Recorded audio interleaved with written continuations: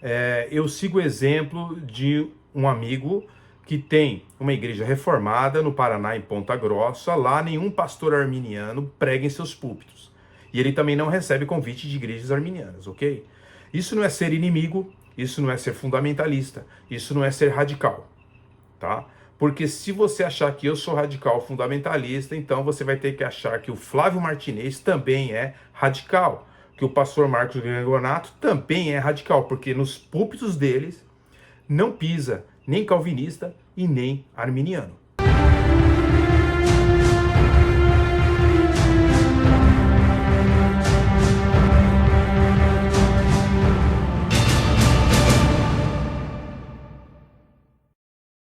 Senhores e senhoras, não é radicalismo, é prudência, ok? Eu ministrei em 2 eventos de uma conferência apologética na igreja do pastor falecido, pastor Natanael Rinaldi, e por consideração a minha amizade ao senhor Rinaldi, o seu filho, o pastor Natanael Rinaldi Filho, me convidou para 2 eventos apologéticos na igreja em Santos, ok? Bem, se eu fosse depender do CACP e da sua equipe, né, sua equipe ali, e o seu presidente Flávio Martinez estando na frente desse evento, é aí que eu não seria convidado mesmo. Mas talvez você pense que eu sou um xiita da fé reformada, um hipercalvinista, ou como diz o Renato Vargas, um ultracalvinista. Mas a verdade é que nem, já repito, nem o Grangonato deixaria um pastor arminiano pregar nos seus púlpitos, e nem Flávio Martinez, que é arminiano, deixaria um calvinista pregar nos seus púlpitos, ok? Ele não deixaria um calvinista pregar lá, não. Então veja, que não sou um radical fundamentalista, porque essas pessoas pensam como eu, ok? Cada um na sua baia, tá bom? Quando você pensar assim, estou diante de um calvinista extremado, na verdade você deve pensar o seguinte, cada um fica na sua organização, não precisa ser inimigo um do outro, só que cada um tem uma mensagem diferente do outro, ok? Então, nós vemos o seguinte, uma postura, né, de reprovação ao extremismo também já havia sido externada pelo pastor batista Marcos Grangonato em um vídeo publicado em um certo ano. Eu tenho aqui a declaração. Tem surgido um grupo que não se harmoniza com o ensino geral dos calvinistas, que vocês conhecem, que estão aí na internet. Pastores sérios, pregadores da palavra e tudo mais. É um grupo que está preocupando porque, além de dizerem coisas estranhas referentes ao evangelho, também tem tido por hábito difamar pastores, colocar rótulos desrespeitosos, dizer que pastores calvinistas que não concordam com eles passam pano para os erros. Uma acusação falsa, contextualizou o pastor Marcos Grangonato.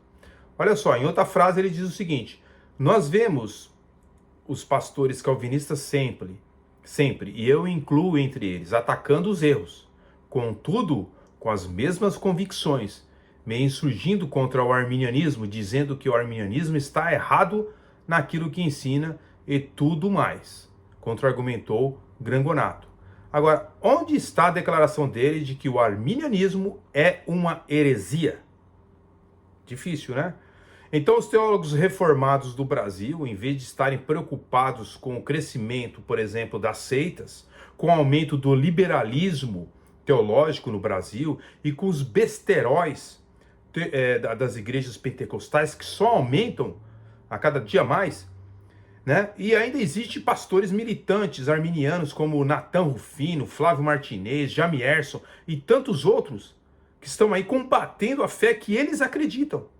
Mas a preocupação deles não são com esses fatos, e sim com este movimento calvinista de ultracalvinistas malvadões. Essa é a preocupação que eles estão tendo, ok? Não achamos vídeos desses pastores reformados refutando, pelo menos uma vez, os maiores inimigos da fé reformada. Você já viu algum vídeo do pastor, por exemplo, Marcos Grangonato refutando Flávio Martinez? Eu vou fazer um vídeo refutando ele aqui. Você viu o genro dele refutando esse pessoal, Natan Rufino? Mas eles estão preocupados com os calvinistas malvadões. Essa é a preocupação deles, né? Porque eles dizem que eles usam terminologias maldosas, ok? O fato é que existe uma juventude aí, pelas redes sociais, que não conhece muita coisa e que realmente não conhece nem propriamente a teologia reformada.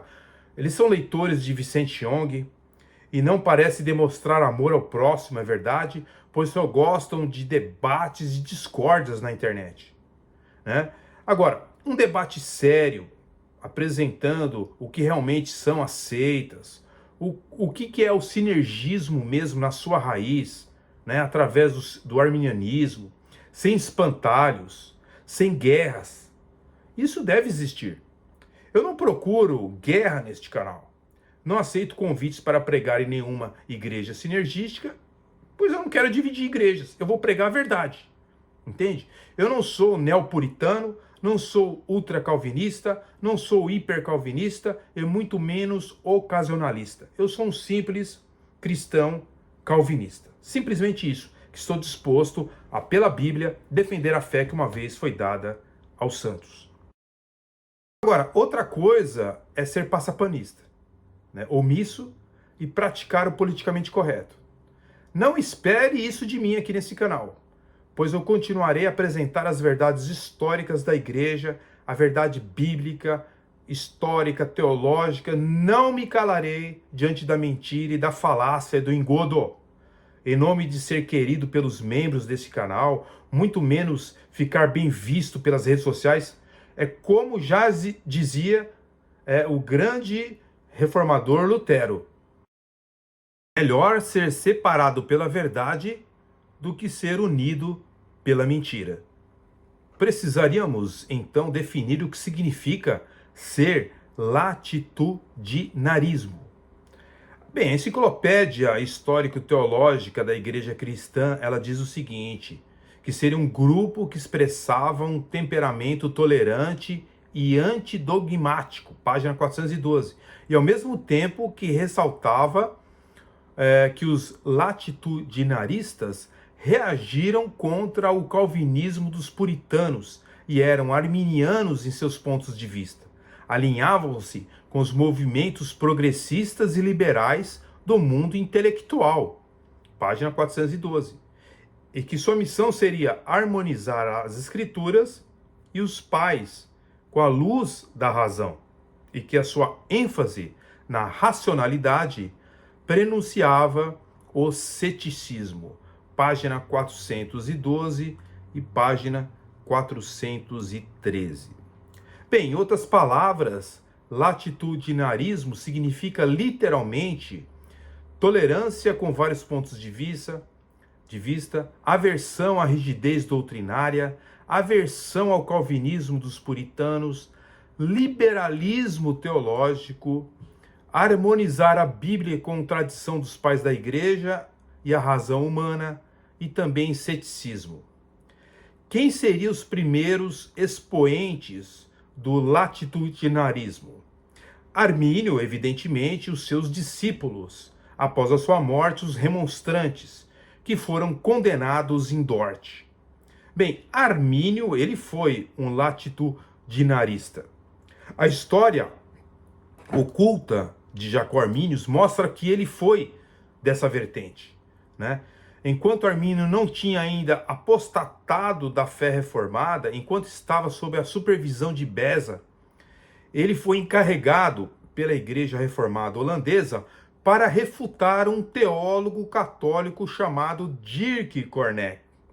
A Enciclopédia de Dicionário Internacional, volume 2, na página 803, relata o seguinte: um burguês de Amsterdã, Cornec, que reclamava a tolerância para todos os cultos, publicou um livro contra as doutrinas de Teodório de Beza sobre a predestinação, que Armínio foi encarregado de refutar. Mas depois de um exame profundo, ele foi e adotou e desenvolveu as teorias que tinha por missão combater. Note, Armínio passou a defender as teorias deste católico Dirk Cornec. Isso não envolvia meramente apenas a rejeição da visão bíblica reformada da soteriologia, mas uma gama de conhecimentos e práticas reformadas. Daí, segundo autoridades arminianas, latitudinarismo, né, que é a aversão à rigidez doutrinária, em outras palavras, a confessionalidade, era uma posição de Corneille, como admite a revista, aliás, a Enciclopédia Menonita, volume 1, que diz o seguinte: Dirk Corneille em Gouda era um estudioso holandês versado em muitos campos da ciência e da arte, uma figura destacada no renascimento da Holanda, versátil e talentoso. Embora ele nunca tenha realmente abandonado a Igreja Católica, ele se opôs a ela e seguiu seu próprio caminho independentemente. Corneille era um indivíduo típico. Nenhuma igreja pode ser a verdadeira igreja, ele afirmava. A reforma da igreja, o dogma e as confissões de fé são obras de homens que, se alguém tem Cristo no coração, não precisa dessas coisas. Página 709. Bem, senhores e senhoras, Corneille tinha aversão ao apego a uma doutrina bíblica e ao endossamento de uma posição doutrinária oficial por parte da igreja, através de um símbolo de fé, um catecismo e uma confissão de fé bem estruturada. Por quê? Na cabeça dele, ele repudiava todas essas coisas, né? Ele repudiava a igreja estabelecida oficialmente, né? E através de documentos que eram vistos sobre a doutrina da igreja, ele não poderia então mais mudar as doutrinas daquela igreja. A perseverança da fé era algo que incomodava. Por isso, sua aversão ao apego a uma doutrina e uma exposição das escrituras eram patentes. Seu veneno contagiou Jacó Arminius, que era um recém-apóstata.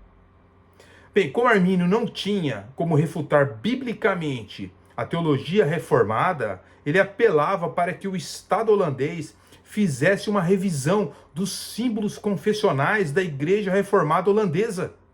A confissão belga e o catecismo de Wittenberg, declaração dos sentimentos sobre a revisão da confissão holandesa e o catecismo de Wittenberg. As obras de Armínio, volume 1, página 241 e 250, relata isso.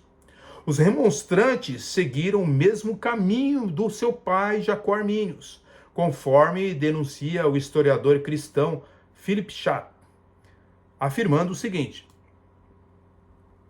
este corpo data sua existência, seu início, no início do século XVII, quando vários ministros da Igreja Reformada, em um documento chamado Remonstrância, exigiram uma revisão da confissão belga e do catecismo de Wittenberg.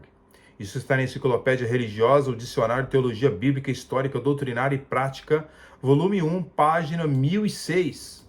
Bem, nós temos dois historiadores reformados, né, Roberto Benetello e Donald Macklin, assinado por Johannes Indobards e assinado por 44 seguidores de Armínio. O documento resumia os pontos em que o grupo diferia da ortodoxia reformada, com seu objetivo principal de preservar algum livre-arbítrio dentro da doutrina da predestinação.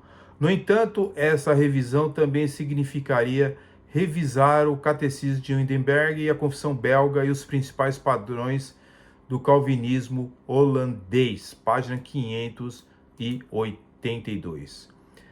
Peter Sammons, teólogo batista calvinista, também declara o seguinte: a remonstrância foi assinada por mais de 40 apoiadores. Os remonstrantes, como eram chamados, solicitaram um sínodo para revisar a confissão belga e o catecismo de Wittenberg. Reprovação de Agostinho ao sínodo de Dort, página 103. Então, senhores, qualquer tipo de grupo religioso que é avesso a uma forma de confessionalidade na igreja mantém traços heréticos que o influenciam, como no caso de Jacó Arminius, influenciado pelo católico romano Dirk Corneille.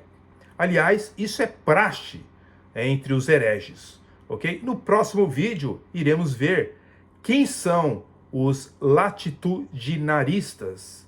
De fato, no próximo vídeo, segue mais esse estudo. Deus abençoe a todos e fiquem na paz. Amém.